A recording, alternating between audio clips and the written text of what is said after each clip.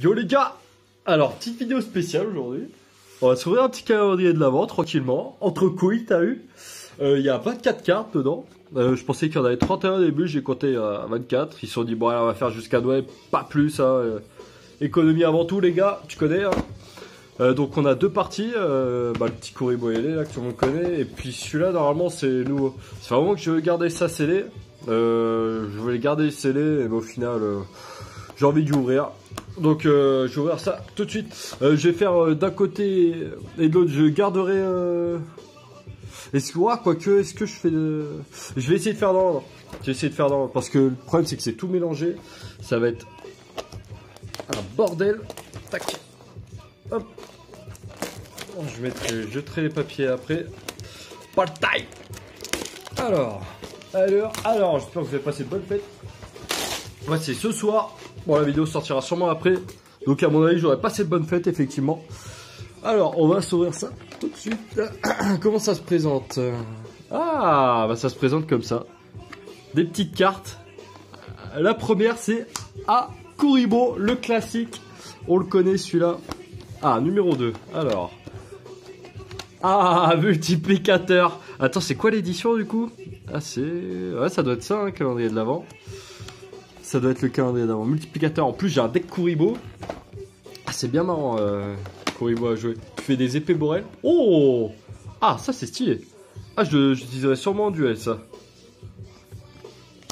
On verra ça. Alors, ouais, franchement, il est vraiment stylé. Hein. Je suis bien content. Il démonte. Il démonte. On était au 3. Le 4, il est là, le 4. Kuribo limpide. Ah, ça, c'est une des meilleures Kuribo. Je vous laisse mettre sur pause. Putain, j'ai les doigts explosés, désolé. Hein. Je vous laisse mettre sur pause. Putain, il y a du soleil, il y a de l'ombre, il y a tout là. On voit rien du tout. Tac. On va essayer de faire le focus bien. Ah, désolé, j'ai pas un éclairage terrible, moi. Faut que j'investisse un peu là-dedans d'ailleurs. Alors, numéro 5. Oh! Kuribo ailé level 9, mon pote. Ça, c'est bon, ça. Putain, je crois que je l'avais pas en plus, celle-là. Ah, là, on voit mieux là. Je crois que j'avais pas celle-là. Je vais te mettre sur pause hein, pour lire les effets. Alors, j'en étais au 5. Du coup, le 6, il est où? Merde, je crois qu'il était de l'autre côté en fait. 5. Ah, il est là. Il est là, cet escroc. Ah! Oula, c'est quoi ça? Si vous avez un monstre que. Paie la moitié. Cette carte aura. Ah ouais, putain, c'est sympa ça. Ah, je connaissais pas du tout. Ah, c'est vraiment sympa ça. Vraiment sympa ces petites cartes. J'utiliserai sûrement dans mon deck Kuribo. Putain merde, le 7 il était encore derrière, je parie. Ah, il était là. Ah le salaud! Éclat de Berserker. Et ouais mon pote. Ouais, celle-là je connais, je l'avais déjà. Alors, numéro 8. Il est là, le numéro 8. Oh, il y a un beau soleil, ça c'est cool ça. Parce que j'ai plus d'essuie-glace, je dois rentrer à Moulin. Je suis pas rentré hier à cause de la pluie. Donc là c'est nickel. Alors, Robot Kuribo, ah je connaissais pas. Parce que votre adversaire active une carte ou un effet qui va infliger des dommages rapides. Pour envoyer cette carte plus hautement au cimetière. Annulez l'activation et si vous faites détruisez la carte. Sympa, sympa. Du coup, c'est pas défaussé. S'il y a un truc qui bannit, c'est pas cool ça. Alors, le 9ème. Kuribolt. Il n'empêche, il y a un sacré nombre de Kuribo. Hein. De cartes Kuribo, c'est un truc de ouf. C'est un truc de ouf. Faudrait que je me fasse un deck comme ça pourrait être marrant, tiens. Un deck. Oh putain, il est magnifique celui-là. Je connaissais pas. Vous pouvez utiliser chaque effet Kuribo arc-en-ciel qu'une fois par tour. Lorsqu'un monstre de l'adversaire déclare l'attaque, vous pouvez cibler le monstre attaquant et équiper cette carte puis votre main au monstre, il ne peut pas attaquer. Sympa.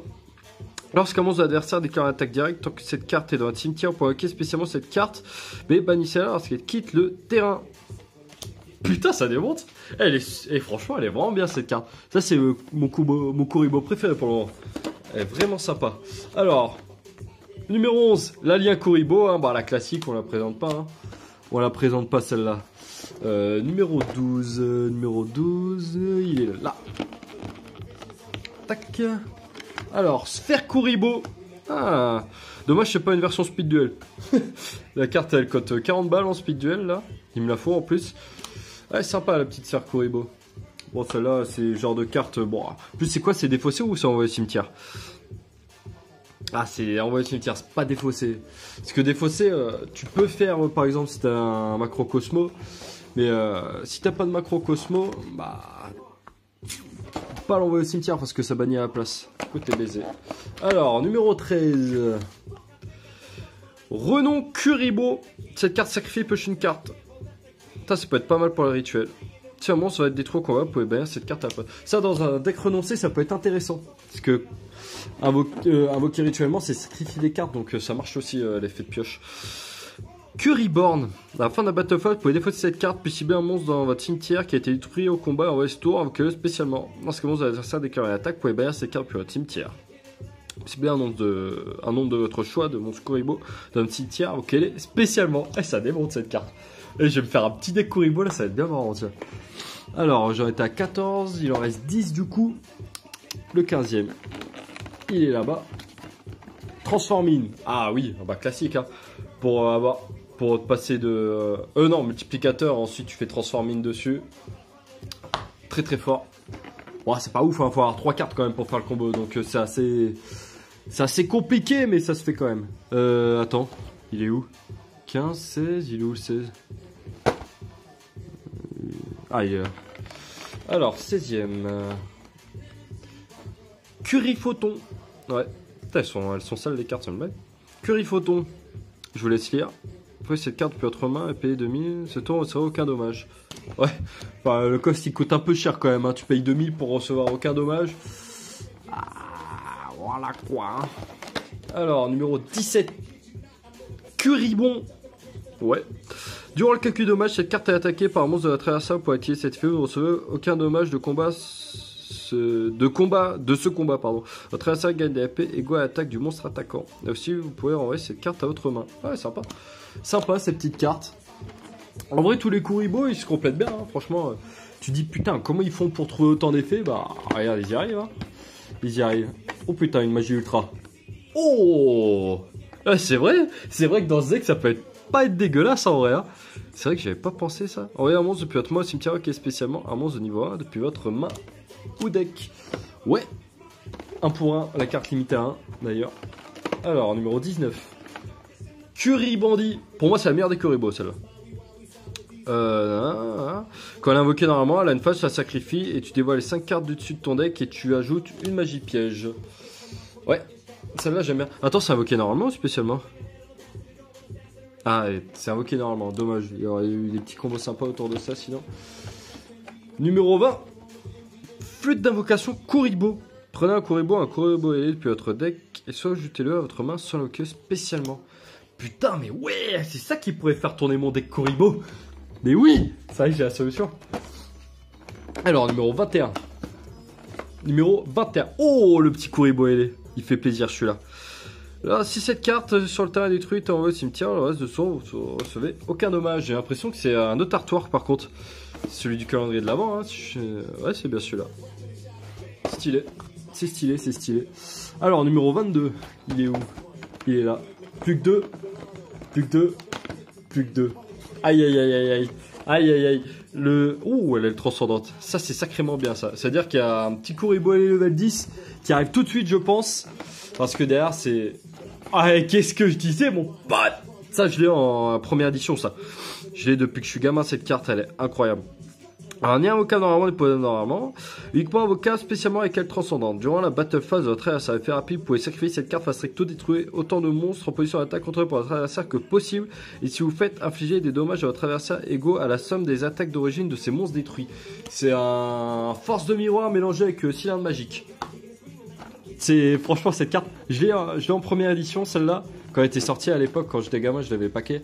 Et ouais, elle était sympa, elle était sympa. Alors dernière carte du coup, la fameuse Currybobble Potartiste. C'est quoi ce connerie? Bah c'est le cas là, hein. On va lire ça du coup. Lorsqu'un monstre de l'adversaire déclare une attaque. Putain, j'ai vraiment les doigts éclatés, hein. Lorsque votre adversaire, un monstre de votre adversaire déclare une attaque directe, vous pouvez invoquer spécialement cette carte depuis votre main.